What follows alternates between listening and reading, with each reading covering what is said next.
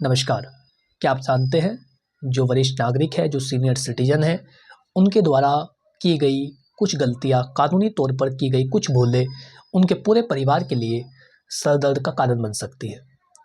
कई मामलों में ऐसा होता है कि जो बुजुर्ग व्यक्ति है वो कुछ कामों को नहीं करते अपने मरने से पहले, और उनके बाद, उनकी डेथ हो जाने के बाद जो परिवार के सदस्य हैं वो हमेशा मुसीबत में फंसे रहते हैं। वो बार-बार कभी बैंक के चक्कर लगाएँगे, कभी कोर्ट के चक्कर लगाएँगे, कभी तहसील के चक्कर लगाएँगे, कभी क्लेम कंपनी के चक्कर लगाएँगे। तो ये भूल होती है बुजुर्गों की कि वो मरने से पहले अपने कुछ ज़रूरी कामों को पूरा नहीं करते और उनका खामियाज़ा जो बच्चे हैं उनको भुगतना पड़ता है। तो आज की इस वीडियो में आपको वही बताने वाला हूँ, बुजुर्ग व्यक्तियों को मरने से पहले कौन से 5 ज़रूरी काम कर लेने चाहिए ताकि परिवार को पछताना ना पड़े। विधिवार्ता के खास एपिसोड में आपका स्वागत है। यदि आप चैनल पर पहली बार आए हैं, आज ही सब्सक्राइब कर लें ताकि इसी प्रकार की महत्वपूर्ण जानकारी आप तक पहुंच सके। हमारा चैनल इसी बारे में है कि आप अपने अधिकारों से हमेशा जुड़े रहें। दोस्तों, बात करते हैं सबसे पहली चीज़ की कि आपको किस चीज़ का ध्यान रखना चाहिए, कौन सा काम आपको करना चाहिए। तो वो है स्वास्थ्य और medical directive. Advance medical directive living will बनवाना, ये बहुत ज़्यादा ज़रूरी काम है जो बुजुर्गों के द्वारा होना चाहिए। अस्पताल में एडमिट होने पर कौन निर्णय ले सकता है, ये स्पष्ट करना। यदि आपका जो है स्वास्थ्य बिगड़ जाता है, आप अस्पताल में एडमिट हो गए हैं और आप उस हालत में है भी नहीं कि आप अपने स्वास्थ्य संबंधी जो इलाज संबंधी बातें हैं वो कर सके, तो ऐसी स्थिति में कौन व्यक्ति इसका निर्णय लेगा कि इलाज कराना है या नहीं कराना या किस तरीके से कराना है। तो आपको वो डायरेक्टिव जो पहले से है वो दे देनी होगी। डीएनआर यानी do not रेजुलेटेड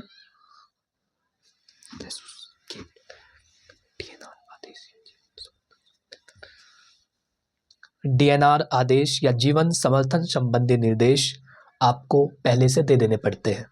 health care power of attorney बनाना, ये बहुत ज़्यादा जरूरी काम है।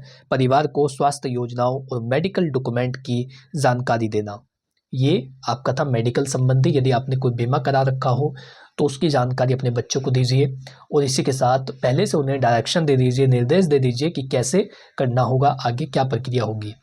यदि स्वास्थ्य बिगड़ जाता है तो क्या आप अपना इलाज कराने के इच्छुक है, और यदि है तो इलाज संबंधी फैसला कौन लेगा, और यदि नहीं है तो फिर ऐसी स्थिति में आपको डीएनआर देना पड़ता है। अब आप जानिए दूसरी महत्वपूर्ण चीज़, वो है बैंकिंग और वित्तीय व्यवस्थाएं। जो वित्तीय व्यवस्था है, फाइनेंशियल जो एक्टिविटी है, वो बैंक खाते में नॉमिनी अपडेट करना, ये ज़्यादा ज़रूरी काम होता है। क्योंकि यदि आपके बैंक अकाउंट में नॉमिनी आपने नहीं बना रखा है तो ऐसे में आपके बच्चों को आपकी डेथ के बाद डेथ क्लेम केस फाइल करना पड़ता है, जिसमें वारिशान प्रमाण पत्र की ज़रूरत पड़ती है, सभी के आधार कार्ड, सभी की गवाही, फिर यदि किसी को आपत्ति है तो क्यों है, ये सब चीज़ें देखी जाती है। फिर वो मामला कोर्ट में पहुंच जाता है।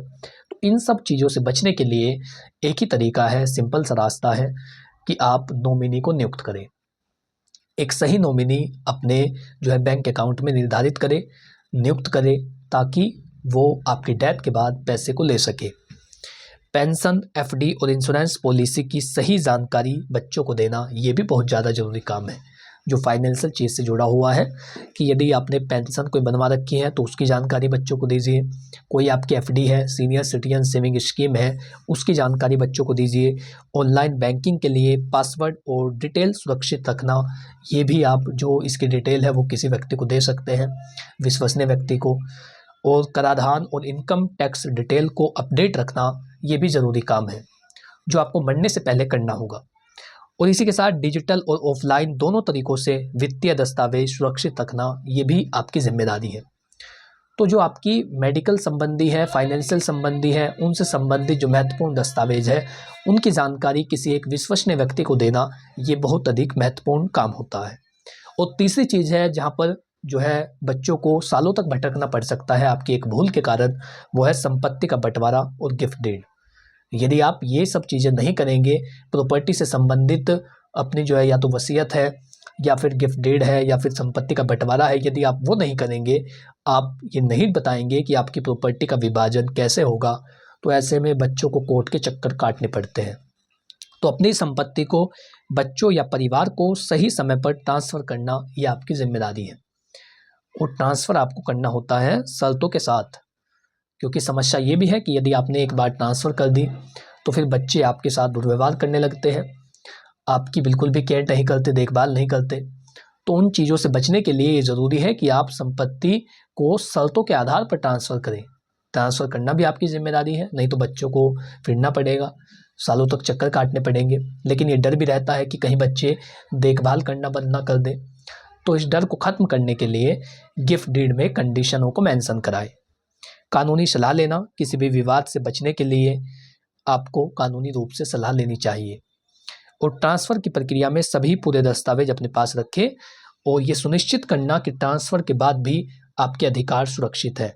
इसका अर्थ यही है कि आप जो है कंडीशन के आधार पर शर्तों को मेंशन करके अपनी प्रॉपर्टी को ट्रांसफ़र करें। यदि आपने शर्तों को मेंशन नहीं किया और बच्चों ने केयर करनी बंद कर दी, देखभाल उन्होंने बंद कर दी, तो ऐसे में आपके पास कुछ नहीं बचता है, क्योंकि प्रॉपर्टी भी उनके नाम पर चली गई है। तो संपत्ति को मरने से पहले ट्रांसफ़र जरूर करें, लेकिन कंडीशन के साथ करें। और अब है चौथी चीज़, वो है पावर ऑफ अटर्नी बनाना। ये दस्तावेज किसके लिए है? तो ये आपकी गैर मौजूदगी या असमर्थता में निर्णय लेने के लिए होता है। जहाँ पर आप उपलब्ध ना हो या फिर आप कोई निर्णय नहीं दे सकते, वहाँ पर पावर ऑफ अटर्नी काम करती है। वित्तीय मामलों के लिए अलग और स्वास्थ्य मामलों के लिए अलग POA बनती है। पावर ऑफ अटर्नी विश्वसनीय व्यक्ति को चुनना, किसी परिवार को या किसी वकील को जो आपकी असमर्थता में निर्णय ले सकता है। आपकी ओर से या तो कोई केस लड़ सकता है, आपकी तरफ से राय रख सकता है, आपकी तरफ से सलाह दे सकता है, जो आपका प्रतिनिधित्व करता है। ऐसे व्यक्ति को आप पावर ऑफ अटर्नी के द्वारा नियुक्त करते हैं। सरकारी दस्तावेज और बैंक में नोटिफिकेशन का महत्व, और समय समय पर POA का अपडेट और पुनः जांच करनी चाहिए। तो ये भी ज़रूरी काम है कि आप एक व्यक्ति को प्रतिनिधित्व के लिए नियुक्त करें। और पांचवा और महत्वपूर्ण चीज़ है, वो है वसीयत बनाना। वसीयत क्यों जरूरी है? तो संपत्ति के बंटवारे में विवाद को रोकने के लिए वसीयत सबसे महत्वपूर्ण है। वसीयत किसी भी चीज़ की जा सकती है, आपकी संपत्ति की भी, यानी ज़मीन की भी, बैंक की भी, बैंक में पड़ा जो पैसा है और जो सोना है आपके पास, सोने चांदी के जेवरात है, सभी चीज़ों का उल्लेख आप अपनी वसीयत में कर सकते हैं। उसके बाद परिवार के सदस्यों में किसी भी प्रकार का डिस्प्यूट नहीं रह जाता, जो आपकी प्रॉपर्टी से रिलेटेड हो, ऐसा कोई डिस्प्यूट नहीं बचता है। तो वसीयत बनाना जरूरी है। वसीयत कानूनी तरीके से लिखवाना और निबंधक या वकील की मदद लेना, ये बहुत ज़्यादा महत्वपूर्ण है। गवाहों की ज़रूरत पड़ती है और उनकी भूमिका महत्वपूर्ण होती है। तो जब भी आप वसीयत बनाएं तो विश्वसनीय व्यक्ति को जो है गवाह बनाएं, और वह गवाह वसीयत के बारे में बाद में बता सके, भविष्य में उसे साबित कर सके। तो ये प्रक्रिया महत्वपूर्ण होती है। तो पांचों काम मैंने आपको बताए: वसीयत बनाना, पावर ऑफ अटर्नी बनाना, संपत्ति का बंटवारा करना, बैंक और वित्तीय व्यवस्थाओं का ध्यान रखना, और स्वास्थ्य और मेडिकल डायरेक्टिव देना। तो ये काम आपको मरने से पहले कर लेने चाहिए, ताकि आपके परिवार वालों को पछताना ना पड़े। यदि ये जानकारी आपको पसंद आई हो तो वीडियो को लाइक करें, चैनल को सब्सक्राइब कर लें, ताकि किसी प्रकार की महत्वपूर्ण जानकारी आप तक पहुंच सके। इससे संबंधित आपका कोई सवाल हो, आप कुछ पूछना चाहते हैं, कोई सुझाव देना चाहते हैं, आपके मन में कोई ऐसी बात है जो आपको लगता है कि बुजुर्गों को ये काम भी पहले से कर लेना चाहिए, तो आप कमेंट बॉक्स में बता सकते हैं। अगर आप अपने मामले पर कोई जनरल गाइडेंस चाहते हैं तो इसके लिए स्क्रीन पर दिखाई दे रहे नंबर पर व्हाट्सअप करें, बहुत ही जल्द आपकी मदद की जाएगी। Thank you for watching this video. अपना कीमती समय देने के लिए धन्यवाद।